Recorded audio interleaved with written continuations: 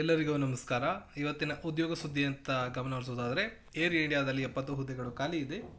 ನಿಗದಿತ ಅವಧಿಯ ಗುತ್ತಿಗೆ ಆಧಾರದ ಮೇಲೆ ಫ್ಲೈಟ್ ಡಿಸ್ಪ್ಯಾಚರ್ ಆಗಿ 3 ಕ್ಯಾಟಗರಿಗಳಲ್ಲಿ ಕೆಲಸ ಮಾಡೋದಕ್ಕೆ ದೇಶದ ಪ್ರತಿಷ್ಠಿತ ವಿಮಾನಯಾನ ಸಂಸ್ಥೆ ಏರ್ ಇಂಡಿಯಾ ಲಿಮಿಟೆಡ್ ಅರ್ಜಿಯನ್ನು ಆಹ್ವಾನ ಮಾಡಲಿದೆ.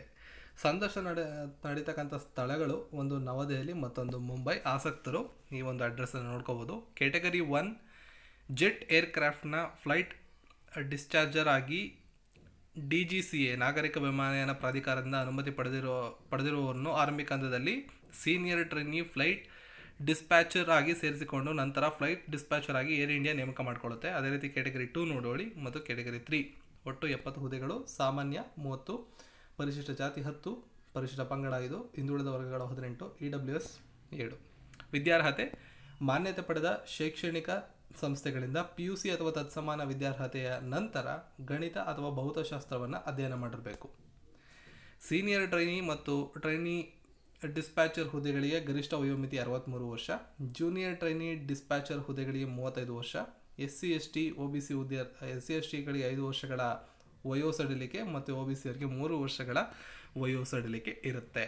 ನೇರ ಸಂದರ್ಶನದ ಮೂಲಕ ಆಯ್ಕೆ ಪ್ರಕ್ರಿಯೆ ನಡೆಸ್ತಾರೆ. ಮೇ 6ರಂದು ನವದೆಹಲಿಯಲ್ಲಿ, 9ರಂದು ಮುಂಬೈಯಲ್ಲಿ ಸಂದರ್ಶನ ನಡೀತದೆ.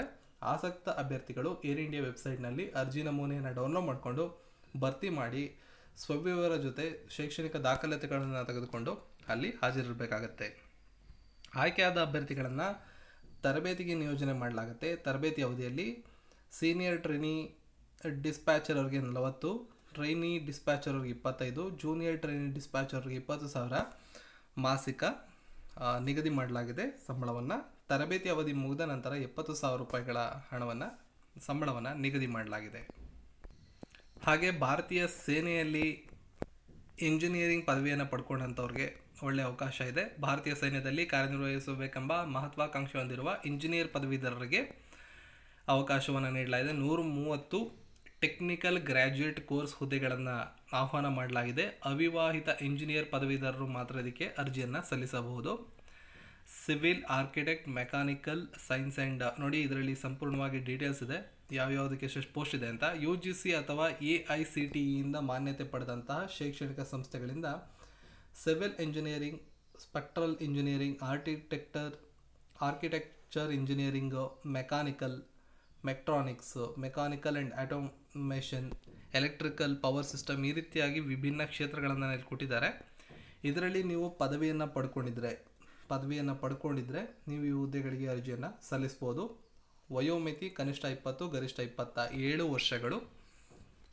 ನೇಮಕಾತಿ ಯಾವ ರೀತಿ ನಡೀತದೆ ಅಂದರೆ, ಇಂಜಿನಿಯರಿಂಗ್ ಪದವಿಯಲ್ಲಿ ಗಳಿಸಿದ ಅಂಕಗಳ ಆಧಾರದ ಮೇಲೆ ಇಂಜಿನಿಯರಿಂಗ್ ಪದವಿಯಲ್ಲಿ ಗಳಿಸಿದ ಅಂಕಗಳ ಆಧಾರದ ಮೇಲೆ ಜ್ಯೇಷ್ಠತಾ ಪಟ್ಟಿಯನ್ನು ತಯಾರು ಮಾಡಿ ವೈದ್ಯಕೀಯ ಪರೀಕ್ಷೆಯನ್ನು ನಡೆಸಲಾಗುತ್ತದೆ. ಈ ಪರೀಕ್ಷೆಯಲ್ಲಿ ತೇರ್ಗಡೆಯಾದಂಥವ್ರಿಗೆ ನೇರ ಸಂದರ್ಶನವನ್ನು ನಡೆಸಿ ನೇಮಕಾತಿಯನ್ನು ಮಾಡಿಕೊಳ್ಳಲಾಗುತ್ತೆ. ಆಯ್ಕೆಯಾದಂಥವ್ರನ್ನ 49 ವಾರಗಳ ಕಾಲ ಪ್ರೊಬೇಷನರಿ ಟ್ರೈನಿಂಗನ್ನು ಇಡಲಾಗುತ್ತೆ. ಲೆಫ್ಟಿನೆಂಟ್ ಕಮಾಂಡರ್ ಆಗಿ ನೇಮಕ ಮಾಡಿಕೊಳ್ಳಲಾಗುತ್ತೆ. ತರಬೇತಿ ಪೂರ್ಣಗೊಂಡಂತಹ ನಂತರ ಪರ್ಮನೆಂಟ್ ಲೆಫ್ಟಿನೆಂಟ್ ಕಮಾಂಡರ್ ಆಗಿ ನೇಮಕ ಮಾಡಿಕೊಳ್ಳಲಾಗುತ್ತೆ. ತರಬೇತಿ ಅವಧಿ ಮುಕ್ತಾಯವಾಗುವವರೆಗೂ ಕೂಡ ಅವರು ವಿವಾಹ ಆಗುವಂತಿಲ್ಲ. ಮತ್ತೊಂದು, ತರಬೇತಿ ವೇತನ ಶ್ರೇಣಿ 50,000ದಿಂದ 1,77,000 ತನಕ ಇರುತ್ತದೆ. ಆನ್ಲೈನ್ ಮೂಲಕ ಅರ್ಜಿಯನ್ನು ಸಲ್ಲಿಸೋರು www.joinindianarmy.nic ಈ ವೆಬ್ಸೈಟ್ಗೆ ಹೋಗಿ ಅರ್ಜಿಯನ್ನು ಸಲ್ಲಿಸ್ಬೋದು. ಮೇ 9 ಅರ್ಜಿ ಸಲ್ಲಿಸೋದಕ್ಕೆ ಕೊನೆ ದಿನ.